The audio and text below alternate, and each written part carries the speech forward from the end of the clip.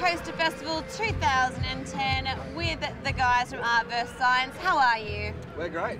Now, I heard that it was actually at a Daft Punk concert that you guys decided to form the band. Tell me more. I think it was the Daft Punk 2007 thing when they came out. It wasn't so much that point that we wanted to form the band, but it just sort of sowed the seed for it because it's such an amazing gig, and just wanted to do that, really. Had you been musicians prior to that, or was it just like, oh, I want to do this? Yeah, we've been playing in sort of rock bands and stuff through uni, and yeah, we've always sort of grown up playing music in the school stage band and stuff. Yeah. Really, I mean, you know, in such a short space of time, I mean, you guys have played like a lot of festivals, you've got an ARIA nomination under your belt. Yeah. I mean, how are you coping with all of this sudden success? Lots of fruit and sleep and warm baths and stuff like that. Yeah. Lots of massages, mani-pedis. Yeah. Your music's been described in so many ways. I've heard it described as electro, as punk, as indie. Like, how do you want your music to be described? We don't know. We just kind of think when we're writing songs, we just imagine hearing it at a big festival or something like that, and just trying to write what we think people might like, or what we'd like, actually. Not the so initial much idea is never really quite certain where that comes from, like where we draw inspiration. We usually just kind of jam around for a bit. And I guess that's where you find all our different influences kind of merge together, like the sort of the rock and the sort of dance and indie kind of sounds, just from everything we've heard, and then when we jam, it just sort of comes out.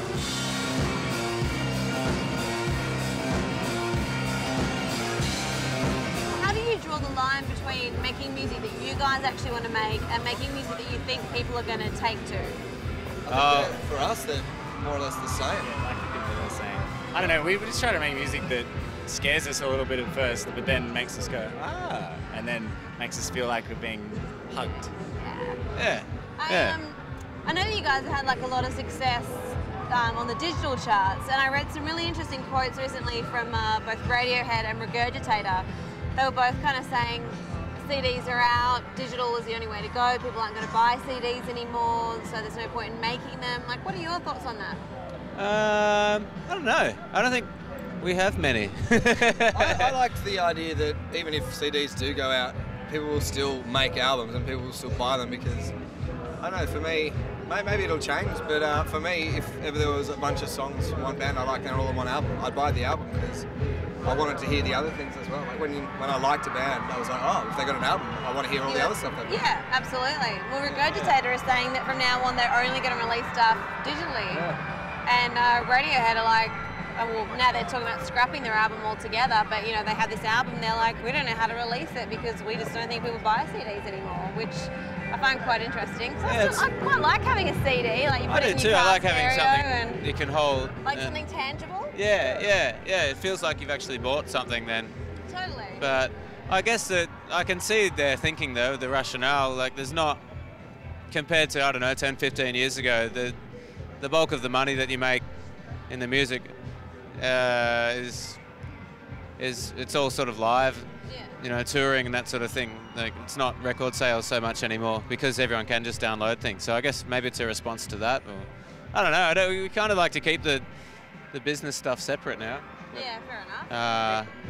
Quan from Regurgitator has said though that, like, I mean, they made albums in the past, but they're kind of at the point where they get like ADD and they write 4 songs and then they want to write 4 different ones and they're sick of the 4 ones they've already written. And I mean, we can relate to that. And like, it makes sense. Like they just, you know, they want to release those 4 songs and then move on. And then move on. Yeah. It is. It's a very ADD world that we're living in. Now, my friend Ash over there. Hi, Ash. Hi, Ash. She wants to know what's so magic about the fountain. She specifically asked me What's not magic about it? Is this I put that to you. Thing? Because this seems to be the theme of the day. I don't know if it's because Cypress Hill is here, but like every band I've interviewed so far, there's been some drug reference. Oh, I see. Everyone thinks there's drug references in our songs, but they're all really nice. Like, people thought Flippers was about pills, but it was just a nice story about going down to the beach and swimming around. It's not even a story. It's not a story, it's just saying what we did. Stories are big. It's a direct instruction followed by several observations. Inflatable penguins and stuff for Flippers. Yeah. That's pretty cool. Yeah. Do they ever throw them on stage and you throw them back? I always get hit with flippers. People, for some reason, seem to choose me as the target. They bring like actual flippers that you surf with and like egg them at the stage. That's not very nice. No. It's because he's moving around so like a silly person. I think they want you to calm down a little. No, I think they're excited. And say, hey, maybe you need to start playing in jumping body around armor. so much.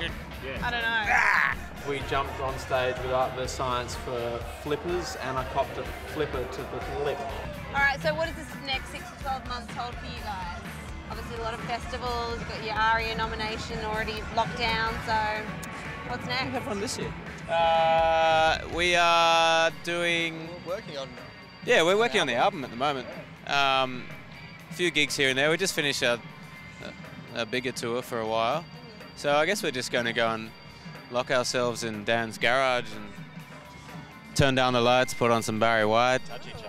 Yeah, a little. And then play the music. And then when it starts getting weird, we'll go, okay, get on the keyboards. All right, come on, let's get back to work, guys. That's enough touching. Well, that's another thing I read about you guys, that you actually had gigs booked before you even had any songs written. I thought you were about to say something else I read about you. That's another thing I read about you. No, I'm just going to leave that well alone. Yeah. So, what did you do when you got people like begging you to come and play gigs? Oh, no. They weren't begging us. Oh, you're being modest. We had the band at this point. Yeah. From the very start. So, what did you do when you're being asked to, play? It was me being sneaky to try to get a gig, really, because we were in a band before this one, and someone called to book that band for a show, and that one, the bass player was away, and nothing's happening. I was like, oh no, but I got another one. It's, Can we just pause for a second to film this young man? Hi, Jake. That's a great outfit. That's Jake from Blue Juice. He's so dreamy. That's like Big Bird on crack or something. I don't know. It's awesome. See, drug references again. I don't know how any of this is going to make it to air. Guys, thank you so much for having a chat. Oh, thanks for having us. Congratulations on everything. Cheers. And Thank you very much. enjoy the rest of your day here at Coaster. We will. We surely will.